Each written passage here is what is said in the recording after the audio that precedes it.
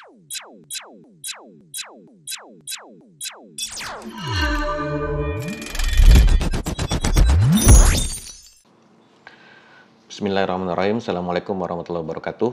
Ya, kali ini kita akan memulai seri baru ya, serial baru. Jadi di sini kita akan membahas tentang pembuatan aplikasi. Jadi kebetulan kita di Artivisi ada beberapa proyek yang CSR atau proyek non-profit ya. Salah satunya adalah kita membuatkan aplikasi untuk Yayasan Sahabat Quran, di mana aplikasi ini akan mengelola berbagai kegiatan bisnis dari Yayasan Sahabat Quran. Ya, nah di sini nanti yang akan melakukan coding nantinya mostly adalah anak magang dari SMK 10 Jakarta. Nah kemudian kita di Artivisi menerima magang tersebut, kemudian kita melakukan pendampingan, kita desain aplikasinya, dan kemudian mereka yang implementasi untuk yang level-level junior atau yang mudah-mudah ya. Sedangkan untuk yang susah-susah nanti tetap akan kita yang handle gitu. Nah, jadi di rangkaian video ini kita nanti akan dokumentasikan prosesnya dari mulai perancangan aplikasi, kemudian setup projectnya, kemudian nanti juga proses codingnya, dan tentu saja nanti kita juga akan bahas tentang detail teknis dari teknologi stack yang digunakan.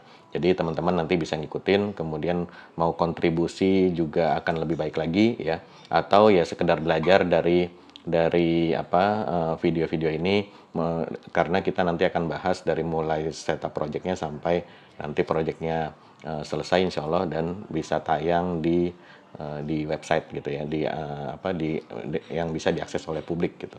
Nah demikian intronya, kita akan langsung lanjut ke pembahasan tentang detail aplikasinya. Selamat mengikuti. Ya, ini adalah daftar fitur dari aplikasi yang akan kita buat ya. Nah, sebelum masuk ke daftar fitur, mungkin kita bahas dulu secara singkat apa itu Yayasan Sahabat Quran ya. Jadi, Yayasan Sahabat Quran Bogor ini adalah gampangnya adalah pengajiannya ibu-ibu gitu ya. Jadi, di yayasan ini kita punya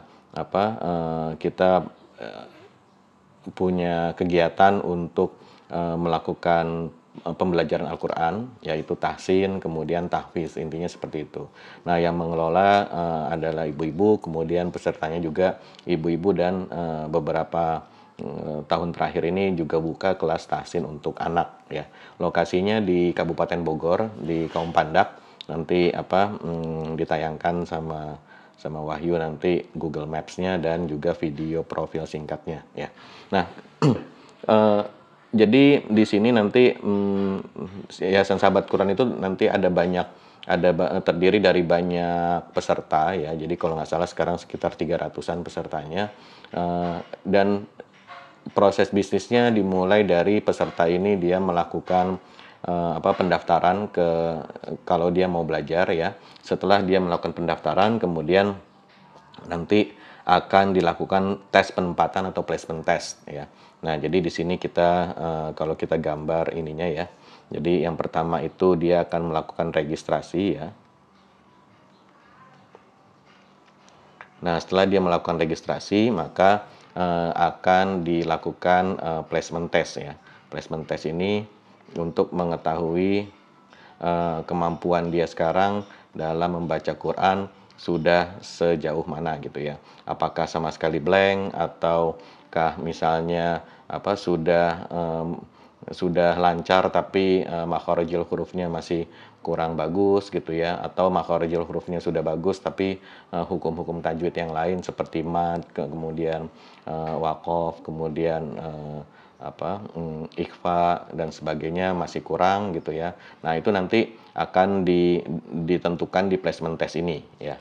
Nah, kemudian setelah dilakukan placement test, maka nantinya tim pengajaran nanti akan melakukan pemetaan atau plotting jadwal ya. Jadi di sini akan ada plotting jadwal yang nantinya kegiatan plotting jadwal ini akan menghasilkan daftar ini ya, daftar kelas ya, kelas. Yang mana dalam satu kelas itu kita akan bicara tentang di sini ada jadwalnya ya, waktunya ya, waktu atau jadwal ya, jadwal. Jadi sepekan sekali ya ininya apa pelajarannya, jadwal atau waktunya, misalnya hari apa ya, hari dan waktu ya, hari apa, waktunya jam berapa, kemudian nanti ada ruangannya di mana, dan kemudian ada pengajarnya itu siapa ya. Nah, berarti tentunya nanti harus ada daftar pengajar gitu ya. Nah, kemudian setelah dia mengikuti kelas ya, nanti pada akhir semester nanti dia akan melakukan ujian ya. Nah, nanti di sini kita akan rekam ujiannya, rekam datanya maksudnya ya. Jadi di sini nanti ada ujian teori, kemudian ada ujian praktek ya. Praktek bacanya nanti sudah bagus atau belum gitu ya. Nah, kemudian di sini nanti kita tentunya butuh ini ya, kita butuh soal ujiannya untuk diupload ke aplikasi sehingga nanti dia bisa mengerjakan ujian teori baik menggunakan apa aplikasi ataupun kalau misalnya di awal-awal mungkin pakai Google Form atau dicetak ya, tugasnya kita cetak saja gitu. Nah, kemudian setelah dia melakukan ujian, maka nanti dia akan juga melakukan ini ya, apa akan mendapatkan hasil penilaian ya. Jadi di sini ada penilaian. Nah, nanti sehingga di sini kita akan bisa menghasilkan rapotnya ya, rapornya. Nah, gini. Nah, kemudian juga selain dia di kelas, dia juga ada nanti ini apa latihan-latihan mandiri yang dilakukan di rumah ya. Nanti itu akan diisi ke dalam buku catatan yang seperti jurnal ya, jurnal atau istilahnya adalah mutabaah ya, mutabaah. Nah, jadi nanti dia catat kegiatannya, kemudian nanti ini juga akan dilaporkan ke dalam apa akan kita masukkan juga ke dalam laporan gitu. Nah, yang jurnal ini yang sekarang terjadi adalah jurnal ini dia buat dalam bentuk buku, kemudian diisi setiap hari, misalnya apa hari ini baca baca surat apa, kemudian berapa lama dan seterusnya gitu. Jadi itu kegiatan mandirinya ditulis di mutabaah ya. Nah, kemudian selain selain ini ya, selain apa kegiatan pembelajaran di sini ya. Di sini kan kegiatan belajar mengajar ya, kegiatan belajar mengajar.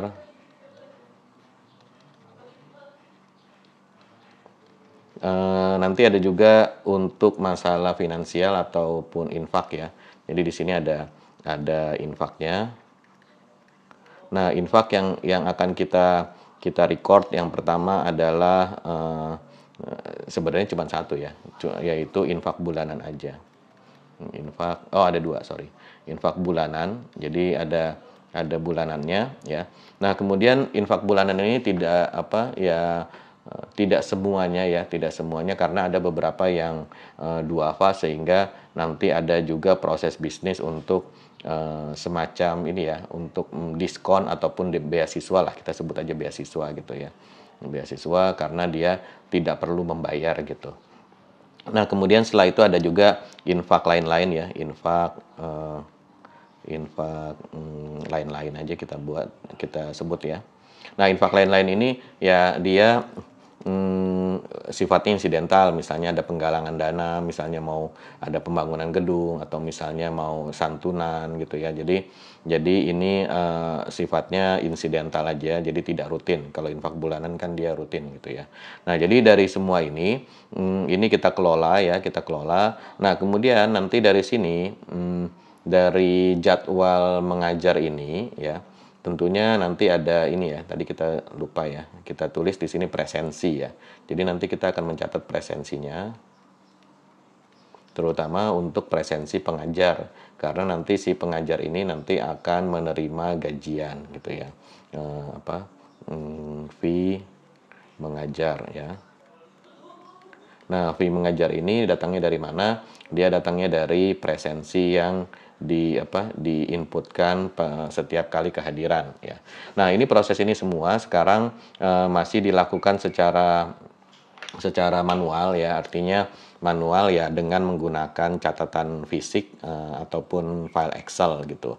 Jadi ya ini agak menyulitkan karena tidak bisa diakses setiap saat gitu ya, sehingga nanti untuk mengaksesnya ya harus tukar-tukaran file atau kirim-kiriman file gitu. Nah, jadi harapannya dengan kita membuatkan aplikasi ini, maka nanti kegiatannya semua terdokumentasi di aplikasi, sehingga nanti kalau mau buat-buat report atau mau lihat kondisi saat ini itu menjadi lebih mudah gitu ya.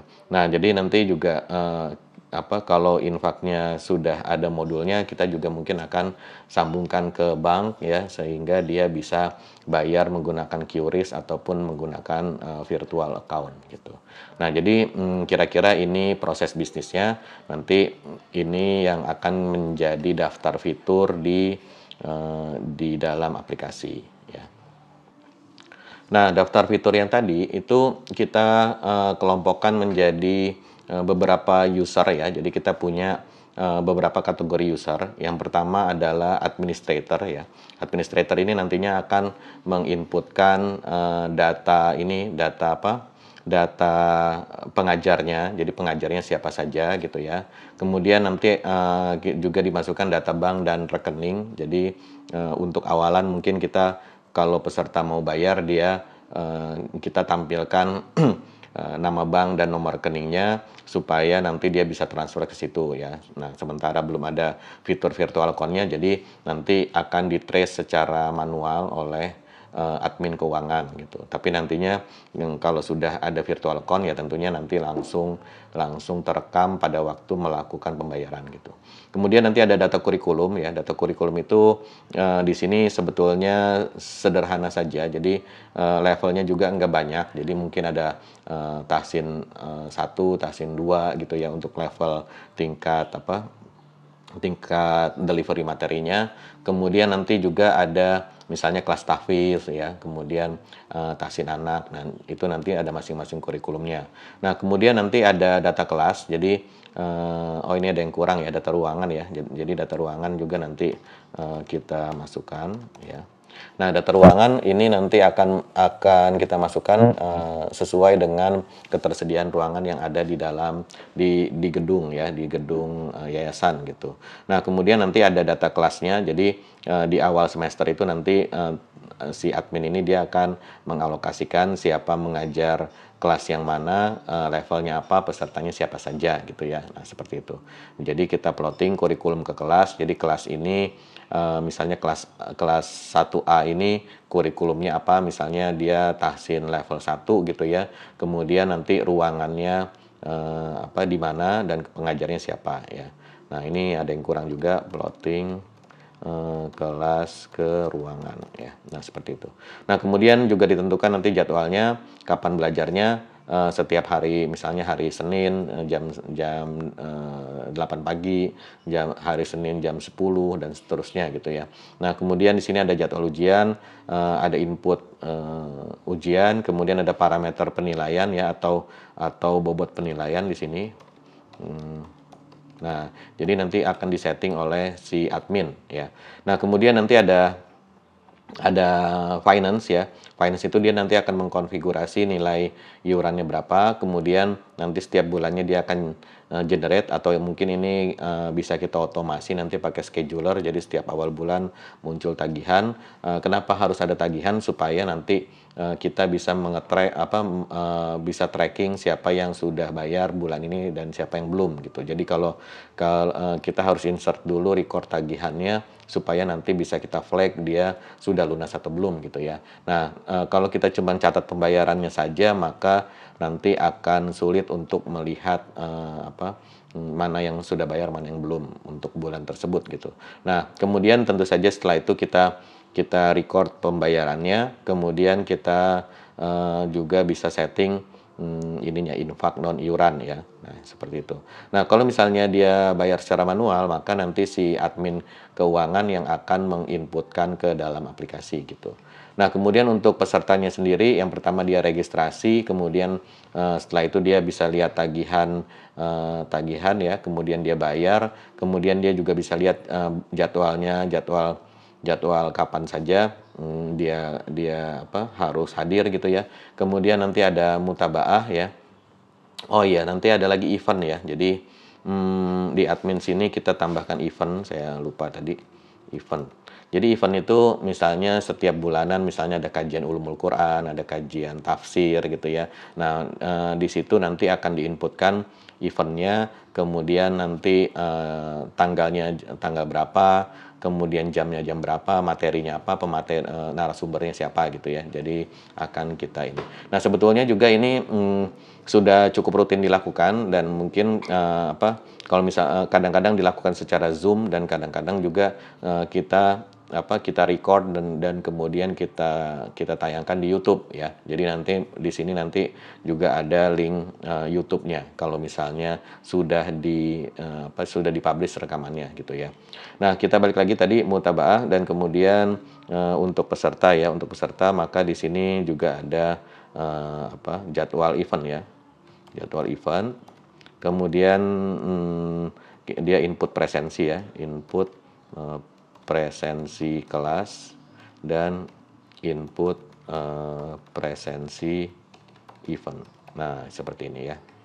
Nah, kemudian ada pengajar ya. Pengajar ini ya nanti tentunya dia, pengen melihat daftar kelas yang dia pegang, apa aja ya. Kemudian jam berapanya, hari apa dan jam berapa. Kemudian di sini nanti dia akan, melakukan start sesi mengajar pada waktu dia mulai mengajar gitu. Nah, dia start dan finish ya, ini karena untuk mengatur atau, mencatat kehadiran dia, karena kehadiran pengajar ini nantinya akan, diperhitungkan dalam perhitungan gajian dia setiap bulan gitu. Nah, kemudian di sini ada input presensi peserta, ini juga kita sediakan aja, kita sediakan saja, kita sediakan saja fiturnya supaya dia bisa ngabsenin pesertanya gitu ya. Nah, kemudian input berita acara pelajaran ya, berita acara sesi ya, sesi pelajaran. Kemudian dia juga bisa melihat hasil mutabaahnya yang sudah diinput oleh si peserta ya.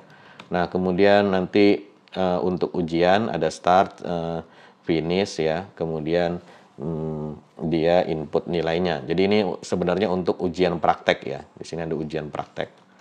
Jadi ujian praktek itu kan nanti ada pengujinya, kemudian dia start, kemudian nanti dia dengarkan atau dia dia berikan pertanyaan gitu ya. Nah, nanti di situ langsung ada hasilnya, langsung dia input supaya nggak ada PR di kemudian hari dan kemudian dia selesai atau finish melakukan, ujian gitu.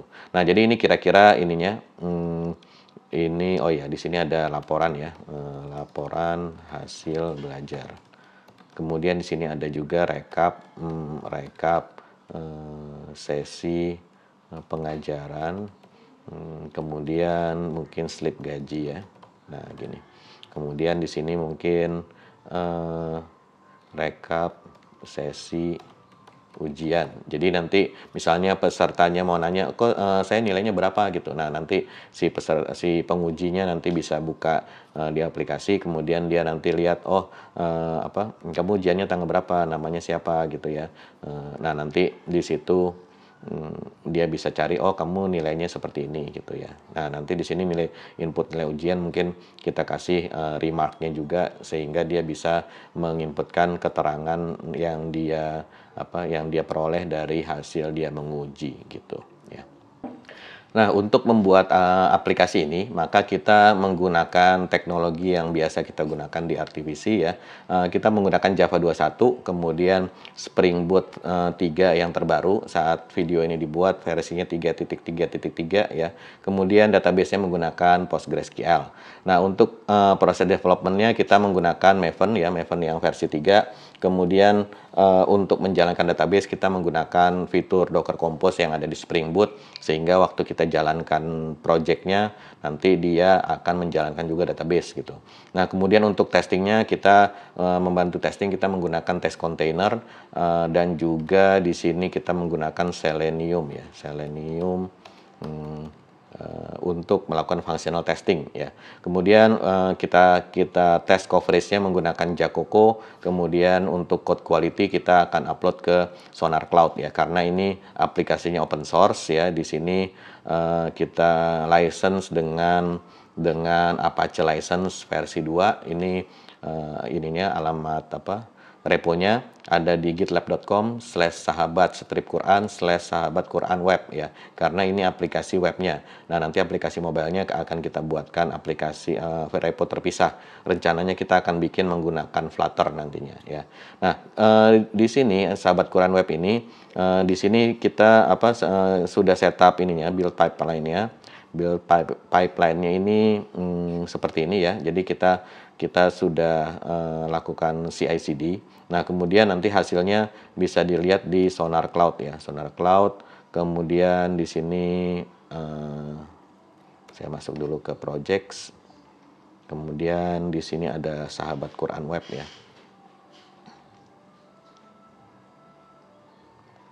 Nah, di sini mungkin saya belum login dulu.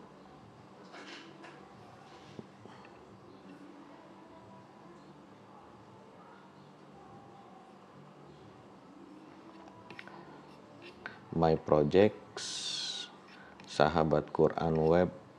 Nah, ini dia ya. Jadi nanti laporan code quality-nya ada di sini. Nah, ini ya overall code. Nah, jadi ini ininya so far ada 20 open issue ya, nanti kita akan perbaiki ya. Jadi ini adalah quality gate-nya. Coverage-nya so far masih 100% karena baru 11 baris yang dia analisa gitu ya. Nah, ini saya tambahkan juga mungkin di sini.